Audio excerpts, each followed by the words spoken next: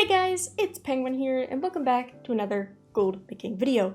In today's video, we are officially hitting the halfway mark in our War Within prep series by talking about jewel crafting.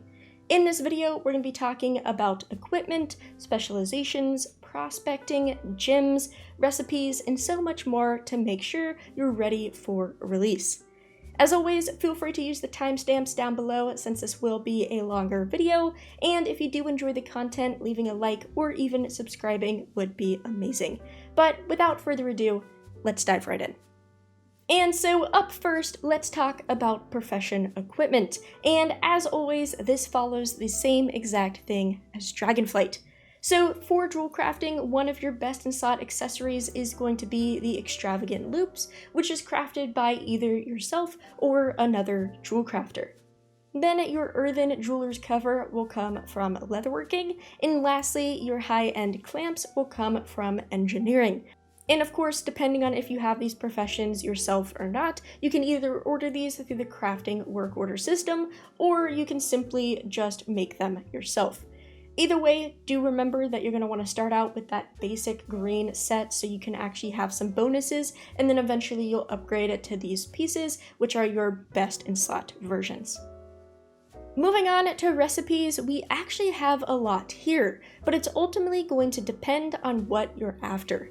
The first four that we have on our list are just our high-end profession equipment. So you'll see the loops that we just mentioned right here. Then we have one of the enchanter's pieces, as well as two inscription ones. So if you're looking to craft any sort of profession equipment, you're going to have to buy the recipe from the profession vendor for 150 artisan acuity each. Then, similar to all of the other armor professions, jewel crafters can also craft PvP gear. Just like Dragonflight, we have the signet as well as the amulet, which we've seen before, but this time around in the War Within, jewel crafters can actually make PvP-specific gemstones. These are called bloodstones, and this will actually be an additional moneymaker compared to what we saw in Dragonflight, which is, I think, pretty exciting. Now, all of these recipes can be purchased for either 75 honor each at the PvP vendor, or you can simply buy them off the auction house because they're BOE.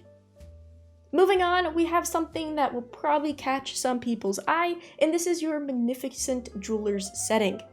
This jeweler's setting, and a version of this I should say, was in a Dragonflight, and it was a pretty good moneymaker. However, this time around, it's actually a raid drop. If you guys don't know, this is the item that adds a socket to rings and necklaces. Now, don't worry if you're not a raider yourself or, your jewel crafter is an alt or something, this recipe is BOE, but depending on how rare this recipe drop is, you could expect to probably pay a lot of gold for it. Then, moving on, we have the Captured Starlight, which is just one of the new embellishments, and this is also purchased for 150 artisan acuity at the vendor we mentioned above. Then we have two special finishing reagents tied to jewel crafting, and both of these are purchased at the jewel crafting vendor inside the City of Threads.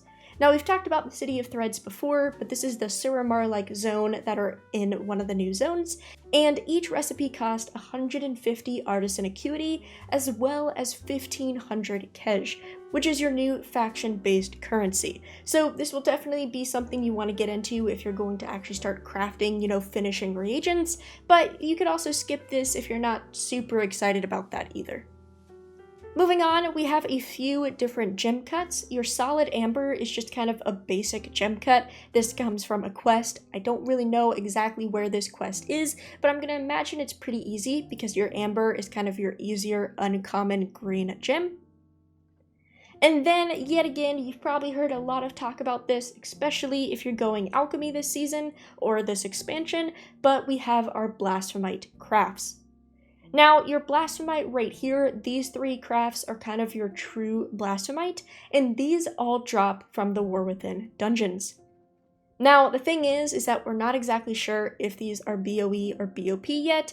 Either way, it also doesn't say a specific difficulty level, so even if your jewel crafter happens to be an alt, you should still be able to get these recipes fairly easy, but at the end of the day, it just depends on a rarity of the drop. So that's something to be mindful of. If this happens to not be BOE, you're going to actually have to do some content on your Jewelcrafter. Moving on, we have kind of a fake version of Blasphemite. I believe they've actually changed the name to be Blasphemia, something like that. We'll check in game, but this can actually just be purchased from a vendor inside of the main city for like 5,000 gold. The recipe can. So this is kind of just like your worst version of it, and we'll look at that in game as well. Moving on, we also have this Binding of Binding, which is a brand new ring coming this expansion, and this is the potential to be the elemental lariat of the expansion. Of course, we won't ultimately know this until, best in slot pieces come out and tuning and all of that, but from all my Raider people or Mythic Plus people, all of those people, they've been talking about this ring, and currently it's a drop from the theater event. Moving on, we have a locket, which is just one of those BOP necklaces. This comes from Heavy Trunks inside of Delves, and then we have two toys. One is a world drop, and the other is also purchased by Artisan Acuity. So there are, quite a lot on this list, but it's ultimately just going to be dependent on the type of jewel crafter you want to be. If you're going for gem cutting, of course, Blasphemite is going to be on your radar. If you're going for PvP gear, you have that option. If you're going for armor crafting, you have the ring. And of course, if you're going for profession equipment, you have options as well. So you're going to kind of want to pick what you want. But at the end of the day, the more you get, the more first-time bonus crafts, the more options you have. So be mindful, and who knows, maybe you'll be lucky and get one of these recipes first try. But moving on, let's take a look at recipes. And of course, what Jewelcrafting is known for, especially in Dragonflight, is prospecting and crushing. Now, the War Within system is actually a little bit new, and we're going to talk about that after we get through the rest of the recipes, so we'll come back to this, but as always, you will have the ability to prospect and crush different gems. Similar to the previous expansion, we have a list of basic reagents. This will just be used by either jewel crafters or other professions to make items. Right here, we have the inverted prism. We have the decorative lenses. We have the vials, which, this is notably going to be used by alchemists to make all of their potions and flasks and phials. We have gem cutters, which will be used by yourself to actually cut gems. And then we also have marbled stone. We have a lot of these same exact things inside of Dragonflight. These are just kind of your new War Within versions. Then moving on, we have our different gems. And in the War Within, there are 5 different gems, not including Blasphemite. Your first one is your basic uncommon, green gem, and this is called your amber. And all of these learned recipes that you see on my screen right now are just the trainer learned recipes. So you'll be able to get almost all of your basic amber cuts as you level your profession. But as you can see, this is going to use just your basic gem as well as a gem cutter, and this is your deadly amber, so feel free to read all of these tooltips, and you just have, your 4 different versions. Then after that, we have all of our rare, higher quality gems, and the first one is your emerald. So right here, this is just 1 out of the 4 cuts. This is the only one you can get from the trainer. Everything else comes from Specializations, which we'll see in 1 second. But similar to before, this uses your gemstones, as well as those gem cutters. Then we have our onyx version. Then we have our deadly ruby, as well as our sapphire. So those 5 main gems right there, amber, emerald, onyx, rubies, and sapphire, is kind of your main backbone to jewel crafting.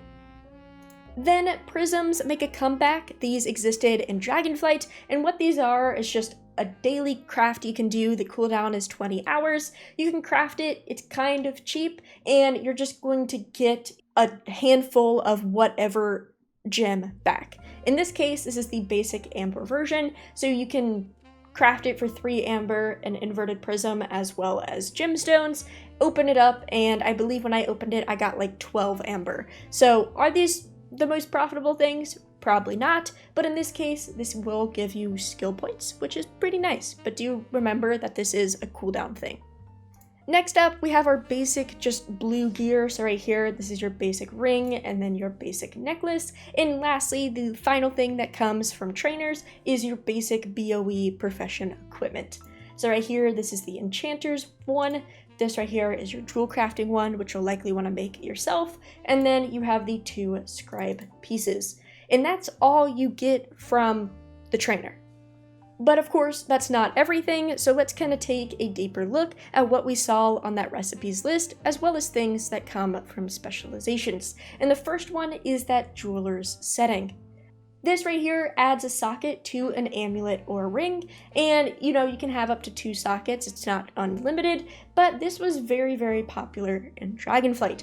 However, you'll notice that this craft doesn't have quality, and that's kind of the main differing factor from this and Dragonflight. In Dragonflight, I could be misremembering this, but this actual setting comes from Specializations, and you also, had to spec into it a lot to make sure you could craft the highest quality, because the highest quality determined how many sockets you actually added per item. So people really wanted those high-end quality 3 settings. In this case, there's no quality, so it really doesn't matter what your jewel crafting skill is, but remember, this is no longer just specialization learned. This is a raid drop, so ultimately it's going to come down to the price of this on your server and how rare the recipe is. If we're looking at something really, really rare, this could be going for like 1,000,000 gold. If it's not super rare, it can drop a little bit, but that's really just going to be the determining factor. Moving on, we kind of have our embellishments, so we saw this one on the list. Feel free to pause if you want to read them, but embellishments, we've seen these in basically all professions. Then we have those 2 special finishing reagents that I mentioned earlier. This one right here will increase your ingenuity for jewel crafting and engineering items. Then right here, this will increase your resourcefulness for inscription recipes. So these could be good depending on their price and, how much they truly buff everything. Then we saw this comes from a quest, but this is your final cut of amber. So you got most of them through your trainer, but if you want this final one, which is a stamina increase, this does come from this basic quest. And then we have all of our higher end gem cuts, and these come purely from specializations, which we'll see in 1 second. But it's basically just the versions that you don't get from the trainer.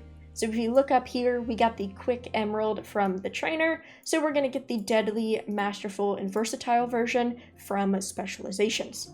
In terms of onyxes, we're going to get the deadly, quick, and versatile, because we got the masterful one up here, and vice versa. So these are all kind of just your basic gems, people are going to want them, and feel free to pause if you want to read the stats, but I'm just going to quickly pan through them.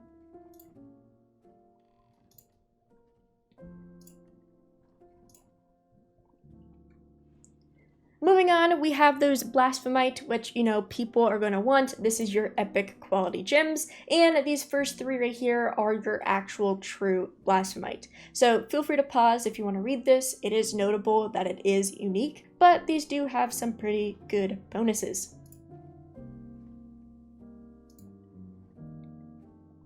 Then lastly, this is kind of your fake version that just, you can buy the recipe for 5,000 gold. It still gives a primary stat bonus, so it's probably still be useful when people don't have the other ones. And I mean, it's kind of a free knowledge point. Well, you'll be paying 5,000 gold plus whatever material cost for it, but you might as well pick it up. It's very easy to obtain, and it'll give you a first time bonus. Then we just have all of the different version of prisms which are attached to, the 5 different types. We got the amber one from the trainer, so you get your other 4 versions from specializations. Then we have our high-end crafted gear. So right here, this is your basic necklace. This is your embellished ring. This is the possibility of being, the elemental lariat. And the thing that I want to point out is not only does this require a Blasphemite to craft, so that's another demand for Blasphemite, but in order to actually use this, you also will spend Blasphemite. you can bind your spirit with another player, and if you want to break that binding, then you have to spend a Blasphemite. So depending on how often people are breaking bindings, that could be a lot of Blasphemite being used. Then we have our embellished necklace, and then lastly, just our basic ring. Then we have those bloodstones, which is that PvP gems that I was talking about earlier. As you can see, these are also unique equipped, but these are BOE just like the other ones, so you can sell these on the auction house, just like Blasphemite, but these will be purchased with honor, or you can buy the recipe off the auction house as well, but these will likely probably bring in some pretty good money, and then you just have the basic amulet and ring as well. Then last but not least, we have all of the profession equipment. So there's that enchanting accessory, there's the jewel crafting, and the 2 scribe pieces. Then we have the 2 toys. So right here, this is the world drop. You can get that toy or this one, which is purchased with artisan acuity. But yeah, that's the quick rundown of recipes. In general, there's a lot of options. You can go, PvP gear, you can go normal gear, you can go profession equipment, you can do gem cutting, or you can just be a reagent crafter. I think all of them will be pretty good options and will make you a lot of gold. But let's kind of dive into jewel crafting as a whole. So going back up here, let's talk about leveling. And as you guys will notice is that I am currently at level 51. And through purely just trainer learned recipes, you're going to hit 50. At 50, you unlock this prism recipe, which then will give you a skill up, which is why I'm at 51. But remember, this is a 20-hour cooldown. So this is technically reliable, but it's very, very slow to get your points up there. In terms of options, you do have quite a few. Your jewel crafter setting will give you points. Your embellishments will give you, some points. Technically, if you spec into a cut gem pretty fast, you could use these to level. These are still barely given a point at 51, but of course your heavy hitters are going to be your equipment and your Blasphemite. So if you're looking to level up really fast, you're probably either going to be dealing with sparks, or if you can get your hands on a Blasphemite recipe, that will be great. But in general, there are quite a few options.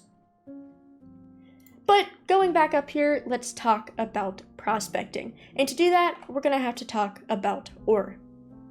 In the War Within, we have 3 main type of ore. We have Iron Claw ore, which is just pretty self-explanatory. Then we have Acryite. I'm saying that wrong. I say it different every time. We're just Acryite, whatever you want to call it. But this, once again, is just kind of your average ore.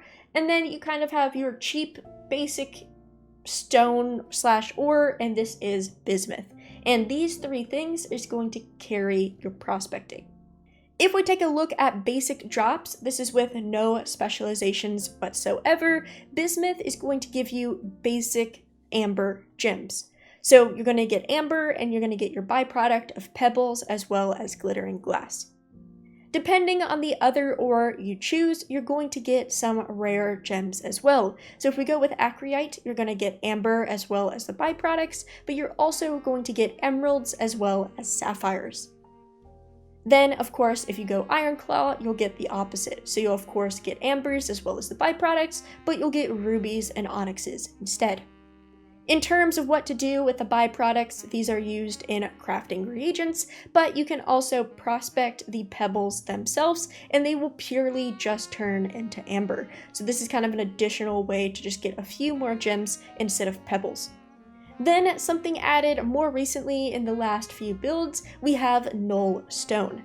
Now this also comes from mining, so we don't have a blue ore this time around, kind of like Cascarite in Dragonflight. You can probably think of this as kind of the Cascarite, but what this does is give you purely rare gems. So you'll get no amber whatsoever, but you'll get all 4 different types of gems as well as those byproducts.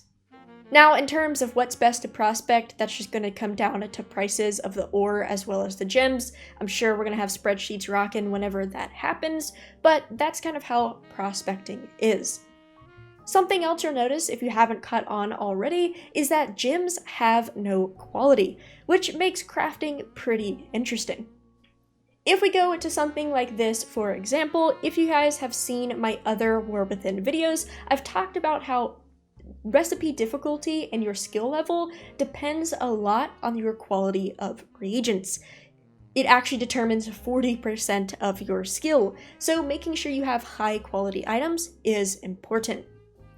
And so since these gems have no quality themselves, your percentage purely relies on the other items in your craft. And in this case, that's gemstones and gem cutters. Gemstones comes from crushing, and gem cutters is a reagent. So whether you're going to do this yourself or you want to sell to other people, people are going to want to get their hands on the best quality. So being able to produce high quality gem cutters could be pretty good. But that's just something nice. You know, you're not going to have a ton of different quality gems in your inventory.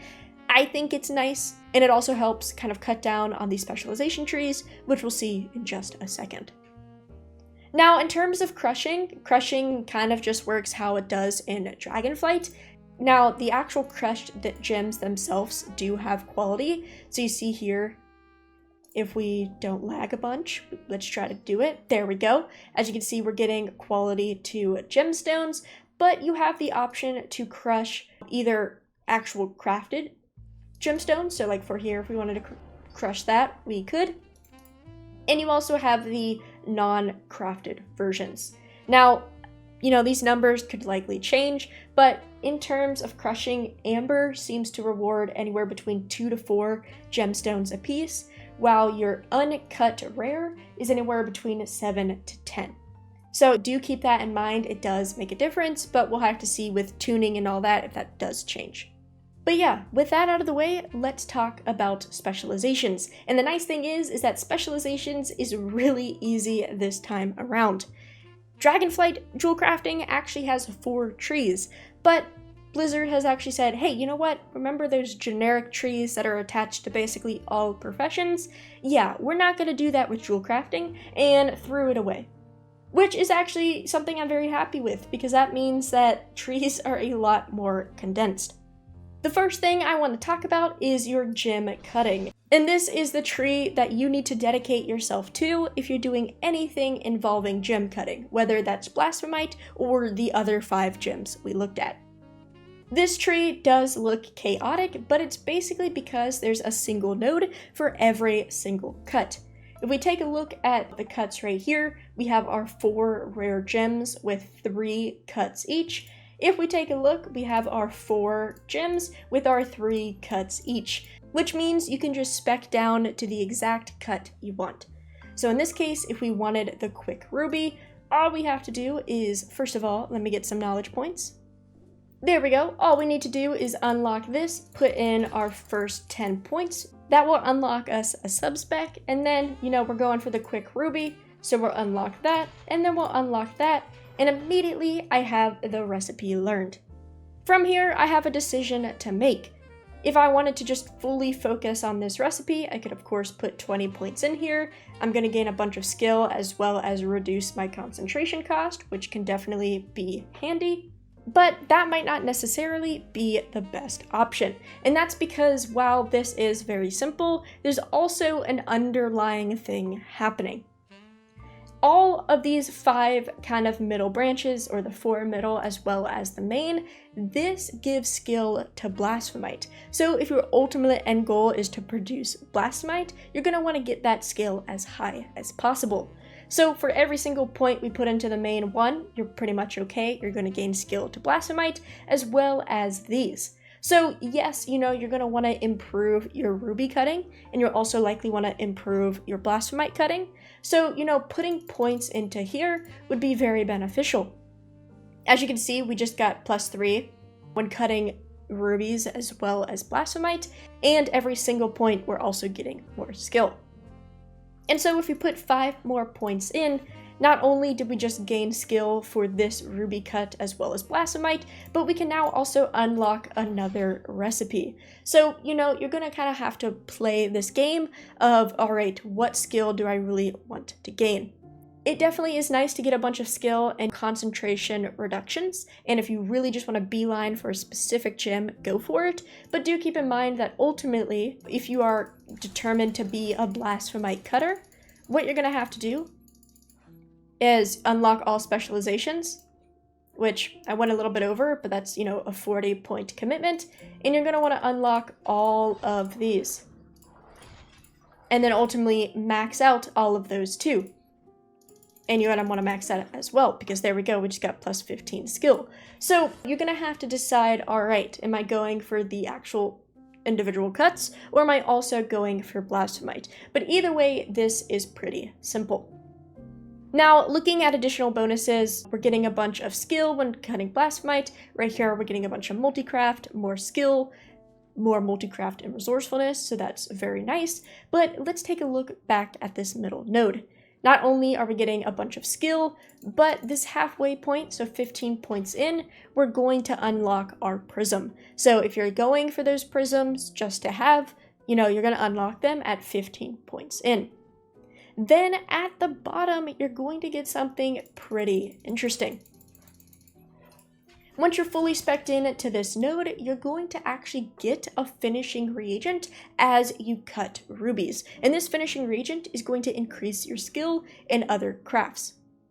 To show this off, we can go and craft one of the rubies. Let's see right here, we can craft these, and let's see if we get lucky. There we go. It took 21 crafts, so it did take a few crafts, but what we just got is this soulbound unique. You can only carry 5, but we can apply this to another craft, and it's going to give us plus 50 skill and a potential chance of getting a skill point. So in this case, you know, if we wanted to use it, we could apply it. Of course, that doesn't really help, but if we're using concentration, that does help, because that turns our 279 into, you know, 204. But if we decide to use this, we sadly didn't get our skill point, but that is just something nice to have. And you get this option when you max out all of these. So this right here is just crafting all rubies. If you unlock it here, you'll also get that reagent when crafting sapphire, etc. So that's yet again another bonus to kind of go for these mid tiers. But once again, to kind of summarize, if you're going for gem cutting, this is the tree. In order to unlock a specific gem cut, you're going to need to go and specialize in that specific node. Then if you're looking for Blasphemite, these 5 nodes right here, your 4 middle as well as your main tier, will be perfect for you. And once you spec halfway in that middle tier, you'll gain the prism recipe, and once you fully max out, you'll gain the ability to get that special finishing reagent. Up next, we have a pretty simple tree, and this is anything related to like armor or gear. So right here, this is just going to give you a skill to everything in these categories, and immediately you'll be able to start using finishing reagents on jewelry, which is nice. You'll gain a bunch of stats, as you can see, and lastly, you'll reduce your concentration. Over here, you have your profession accessories. So anything profession related, if you're crafting any of the 4 accessories I showed you, this is going to be the tree for you. Right here, you'll be actually able to use finishing reagents, which is very important. Then reduce your concentration cost. If you're speccing into rings, so if you know that binding ring ends up being very good, this is going to be for you. Not only will you learn the basic ring, but you'll get a bunch of stats, be able to apply missives, be able to use finishing reagents, embellishments, etc. So any sort of high-end crafter will basically need this in order to produce the high-quality stuff for your customer. And then you have the neck version, which is the exact same. So once again, this is very simple. If you're going to beeline to ring crafting, all you need to do is spec out this node right here, and then spec out the bottom, and boom, you're good with rings. So once again, jewel crafting is very simple. Then lastly, you probably have my favorite tree, because I like reagent crafting and prospecting is fun, and that's exactly what this is.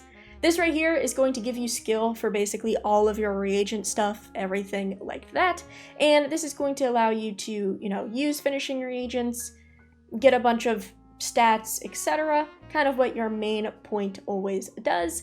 And then over here, reagents are separated into 2 different categories. Over here is your stone-based reagents, and this is just going to give you skill as well as other stats. This right here is one of those embellished optional reagents that you can learn.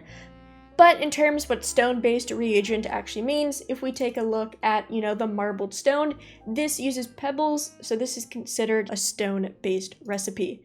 And we have the exact same thing for the glass-based as well. A bunch of stats and skill, and then lastly, you'll gain one of those optional reagents yet again. And so, once again, if we take a look at the lenses, for example, this uses that glittering glass, so this is considered our glass-based. Same thing with vials. So for example, if you're going to be a jewel crafter dedicated on making alchemy vials for your alchemist or just to sell on the auction house, this right here, glass work, is going to be what you want to spec into. But then lastly, we have kind of this sub-tree right here, and this is everything to do with crushing and prospecting. This middle node is going to help you with both, and what this is going to allow you to do immediately is unlock additional reagents when prospecting.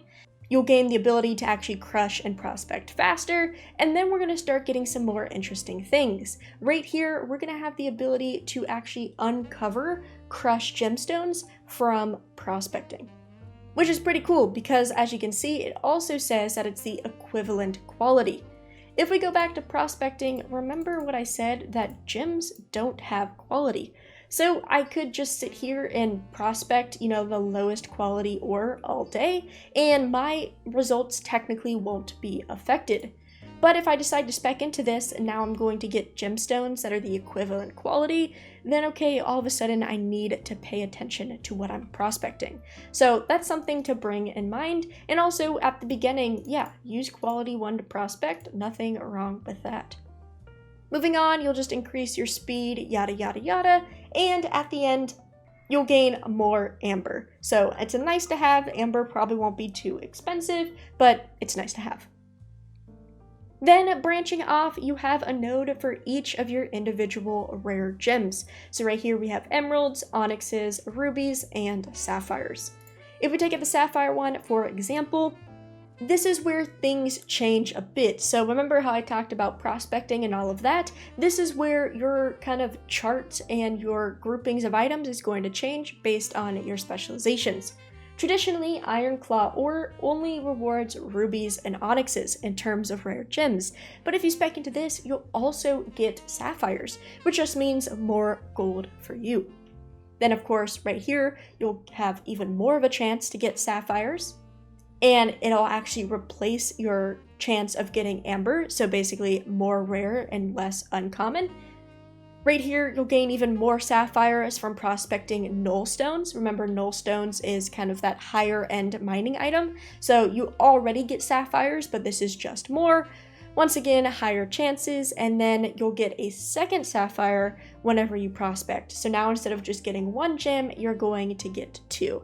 And the same thing applies to all of these. So if we take a look at the onyx one, for example, traditionally the acryite does not give onyx, it traditionally gives sapphire and emerald, but in this case it now will give onyx. And then up here, you'll get even more onyx from prospecting null stones, and lastly, you'll get 2 onyxes instead of 1. So, for example, the reason why this really matters is, let's just say that Quick Ruby is the best in slot gem. Everybody's using it. It's like one of the highest items, highest in demand. Then of course, you're going to want a lot of rubies. And in this case, you're also going to want emeralds. So speccing into emeralds and rubies for prospecting could be very beneficial. But yeah, in terms of jewel crafting, that's basically it. Sadly, I can't say exactly what's going to be profitable because we don't know what prices look at, but in general, if you have time to spend, prospecting can always make some gold. I made a ton of gold with basic reagent crafting and Dragonflight.